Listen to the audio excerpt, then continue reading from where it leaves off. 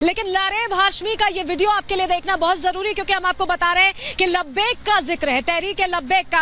आप ये मेरे बगल में जो तस्वीर देख रहे हैं, आप देखिए लब्बैक या रसूलुल्लाह का ये जिक्र कर रहा है और कह रहा है कि हम जिएंगे आपके लिए।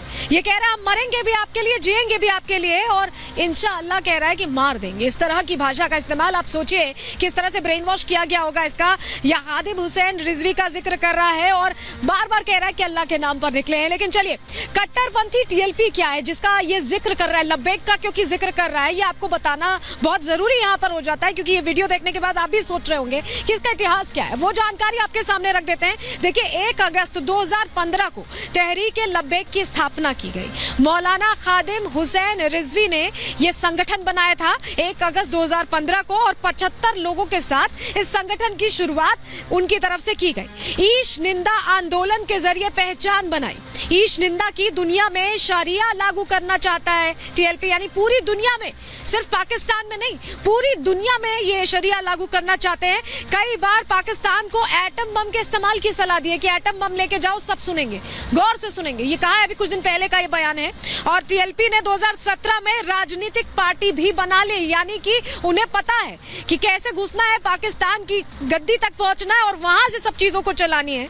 नवंबर 2020 में खादिम हुसैन रिजवी का निधन हो जाता है और साद हुसैन रिजवी ने उसके बाद उनकी जगह टीएलपी की कमान संभाली और वही चला रहे हैं। और उन्हीं से प्रभावित था यहाँ पर जो ये अभियुक्त है वो पूरी तरह से। और तहरीक लब्बैक से आखिर पाकिस्तानी हुकूमत भी क्यों डरती है, ये भी आपके लिए जानना अहम हो जाता है। क्यों डरती है उसके तथ्य समझ लीजिए, सुन लीजिए।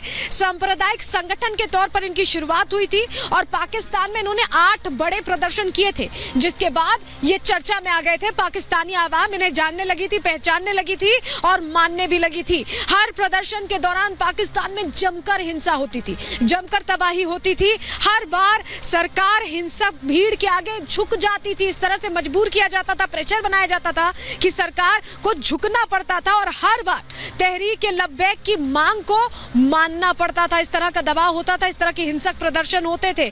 और 2021 में देखिए, टीएलपी को आतंकी संगठन उन्होंने घोषित किया था। पाकिस्तान ने 2021 में आतंकी संगठन घोषित कर दिया था और अप्रैल 2021 में साद रिजवी की उसके बाद गिरफ्तारी भी हुई थी। लेकिन रिजवी की रिहाई को लेकर बड़े स्तर पर हिंसक प्रदर्शन हुए और उसके बाद सरकार को साद रिजवी को रिहा भी करना पड़ा और जिस तरह से आतंकी संगठन घोषित किया था वो भी चीज वापस लेनी पड़ी। तो सरकार का पूरा रुख प्रदर्शनों के चलते, हिंसक प्रदर्शनों के चलते, दबाव के चलते बदल गया। लेकिन मौलाना की जो रिहाई, वहीं फवाद की खरी आपको बताते हैं, सरकार उग्रवाद से लड़ने के लिए पीछे हट रही है, ये तैयार नहीं है, ये बात कही गई है। टीएलपी के मामले में सरकार को पीछे हटना पड़ेगा, सरकार के मामले टीएलपी को पीछे हटना पड़ेगा। ये खुद सरकार ने माना, क्योंकि प्रदर्शन बड़े स्तर पर हो रहे थे।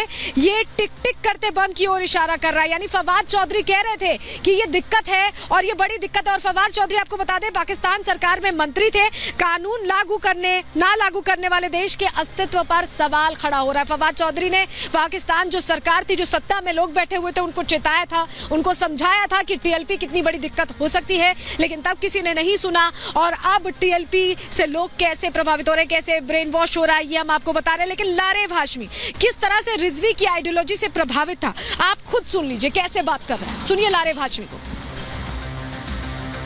इस तरह वो इस्तेमाल करते हैं ना शब्दों का, वो आपने इस्तेमाल किया। तो पंजाबी बोलते हैं तो हम थोड़ा सुने थे तो वही पंजाबी बोल दी।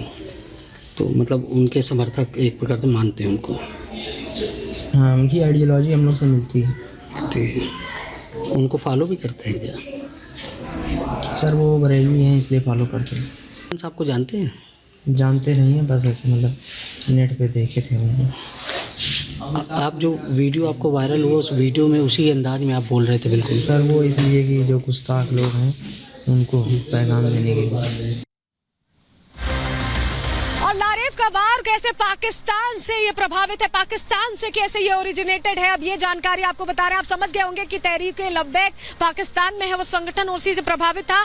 मौलाना खादिम हुसैन रिजवी का लारेब पर बड़ा असर था। वो उनके वीडियोस देखता था और जो लैपटॉप मिला है उसमें पूरी रात रिजवी के वीडियो देखता था। लारेब ने ये खुद माना भी है, तकरीरों का लारेब के दिमाग पर असर होता। जो तकरीरें बोली जाती थी भड़काने के लिए, ब्रेन वॉश करने के लिए, अगर आप पूरे दिन वो वीडियोस देख रहे हैं तो आप पर असर हुआ और लारेब उसी से प्रभावित था। कंडक्टर पर हमले के बाद लब्बैक का जिक्र बार बार लारेब अपने वीडियो में कर रहा था, हमने आपको दिखाया भी। खादिम हुसैन रिजवी का भी जिक्र किया था लारेब ने, यानी वो बता रहा था कि वो उनका सच्चा अनुयायी है, उन्हीं के हिसाब से चलता है। एक बार सुनवा देते हैं पहले आपको कि किस तरह से पहले भी रिजवी ने एटम बम को लेकर भड़काने की लोगों को कोशिश की थी। सुन लीजिए पहले।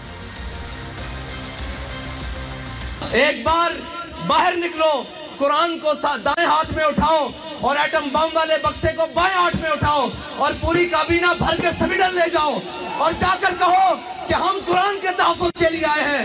सारी कायनात की नेमतें अगर तुम्हारे पाँव में ना आ गई तो खादिम हुसैन रिजवी तो अब नहीं है, लेकिन कमान किसके पास है टीएलपी की? कौन इस संगठन को चलाता है? कौन ये वीडियोस फ्लोट करता है? अब वो जानकारी आपके सामने रख देते हैं। साद हुसैन रिजवी टीएलपी की कमान फिलहाल संभाल रहे हैं। मौलाना खादिम हुसैन रिजवी का बेटा है साद हुसैन। जहरीलो बयान वो लगातार देता है, इस तरह के वीडियोस उसके भी वायरल होते हैं जो सुर्खियों में उसे बनाए रखते हैं।